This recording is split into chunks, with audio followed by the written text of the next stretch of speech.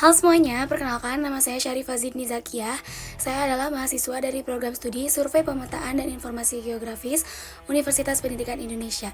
Hari ini saya akan membahas tentang peduli lingkungan dengan fokus mengatasi pencemaran udara akibat asap rokok. Pencemaran udara yang disebabkan oleh asap rokok merupakan polusi pribadi yang berdampak terhadap publik. Meskipun asap rokok terlihat kecil jika dibandingkan dengan emisi industri, tetapi dampaknya terhadap lingkungan tertutup, lingkungan terbuka, area publik, atau bahkan kesehatan sangatlah besar. Asap rokok merupakan sumber utama partikulat halus di dalam ruangan yang jauh lebih berbahaya dibandingkan polusi luar ruangan karena tingkat konsentrasi zat beracunnya yang lebih tinggi. Seperti itu. Kemudian, untuk masalah kesehatan sendiri, asap rokok membahayakan perokok aktif dan juga membahayakan perokok pasif seperti contohnya ISPA, asma, dan lain-lain. Yang mana saya sendiri termasuk ke dalam kelompok perokok pasif yang terkena dampak, yaitu terkena ISPA. Sebelumnya, saya merupakan orang yang memiliki suara yang lumayan tinggi. Bisa dibilang suara saya itu termasuk ke dalam nada sopran. Lingkungan rumah saya tidak merokok, keluarga saya tidak merokok, tetapi diakibatkan oleh lingkungan luar seperti orang-orang di jalan atau misalnya teman-teman atau di kampus atau ketika saya sedang di tempat terbuka, banyak orang yang merokok secara bebas.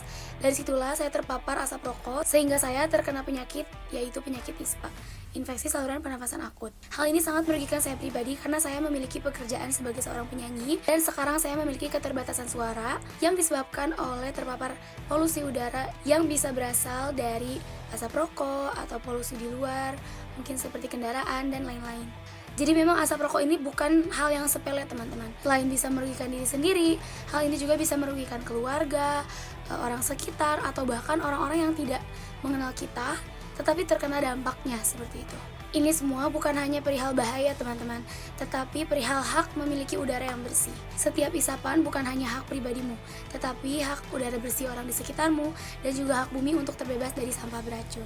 Mungkin kita sebagai surveyor gitu ya, keliling-keliling mencari data tentang kesehatan, kemiskinan, identifikasi hal-hal dan juga alam, tetapi kita lupa bahwa krisis udara dimulai dari jarak 1 meter di depan kita. Solusinya mungkin bagi yang sudah terjadi, mari kita berusaha mengembangkan inovasi untuk mendaur ulang puntung seperti itu, atau kita juga perlu untuk mencegah dan menghargai hak udara yang bersih bagi orang-orang di sekitar kita dengan cara stop merokok di ruang publik, terutama di kampus, di jalanan, di mana orang-orang memang bebas untuk menghirup udara yang segar seperti itu.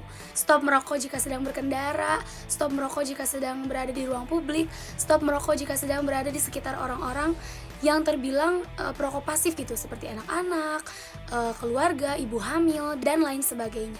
Bagi perokok aktif di luar sana, yuk kita ubah kebiasaan kita untuk menghargai udara bersih bagi orang di sekitar, terus juga kesehatan bagi diri sendiri dan orang sekitar, serta menghargai bumi kita tercinta.